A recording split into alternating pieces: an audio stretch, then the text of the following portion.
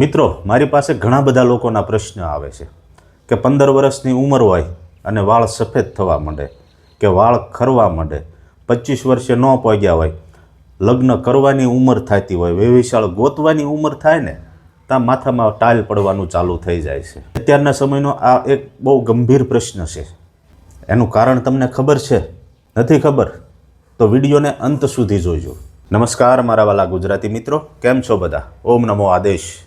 મિત્રો, આજના સમયમાં જો જટિલમાં જટિલ પ્રશ્ન હોય ને તો એ છે વાળ ખરવાનો, અકાળે સફેદ વાળ થવાનો. હવે 15 વર્ષની ઉંમર હોય અને વાળ ધોળા થવા માંડે, વાળ ખરવા માંડે.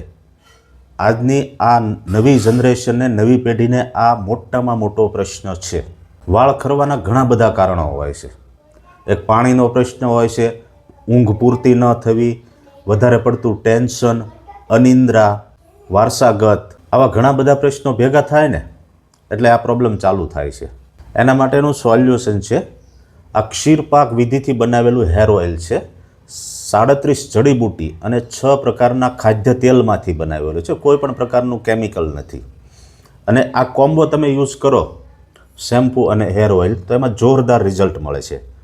આ બંને વસ્તુથી 90% ઉપર લોકોને ફાયદો થઈ જાય છે. અમુક ટકા કેસ એવા હોય કે જે લોકોને વિશેષ કારણ હોય, જનરલ કારણ ન હોય તો એમાં ફાયદો ન થાય. અત્યારે પ્રશ્ન કેવો છે કે કોઈ લોકોને જાણે ઘરમાં તો ખાવું જ નથી, બહાર જ ખાવું છે, એટલે બહારનું ભેળસેળવાળો ખોરાક થઈ ગયો છે. બહારનો વધારે પડતો ભેળસેળવાળો ખોરાક, દવાવાળો ખોરાક, કેમિકલવાળો ખોરાક ખાવાથી આ જે ધાતુ લેવલનો પ્રોબ્લેમ છે ને પ્રોબ્લેમ ઊભો થાય છે. તમારું રસ્ત, રક્ત, માંસ, મેદ, આ 4 ધાતુની અંદર જ્યારે વિકૃતિ આવે, એનો અગ્નિ મંદ પડે ત્યારે આ વાળનો પ્રશ્ન પહેલાં ચાલુ થાય છે કે તમારે વાળ ખરવાનું ચાલુ થાય છે, વાળ સફેદ થવાનું ચાલુ થાય છે. કફપિત્ત અને વાયુ પણ આના માટે જવાબદાર છે. અને બીજો પ્રશ્ન કે અત્યારની જનરેશનને માથામાં તેલ નાખવું નથી ગમતું. મોટામાં મોટો પ્રશ્ન આ છે. અત્યારની જનરેશનની રિક્વાયરમેન્ટ એક જ હોય છે કે તમારું તેલ 1 કલાકમાં ઉડી જાય છે. મારું તેલ 1 કલાકમાં ઉડે નહીં, કારણ કે ફૂલ ચિકાશવાળું હોય. અને હંમેશા માથામાં તેલ છે ને ચિકાશવાળું હોય ને એ જ નાખવાનું. અત્યારની કંપનીઓ શું કરે છે, તમે કોઈ કંપનીનું, સ્ટાન્ડર્ડ કંપનીનું હેર ઓઇલ લઈને અને પાછળનું કન્ટેન્ટ વાંચજો.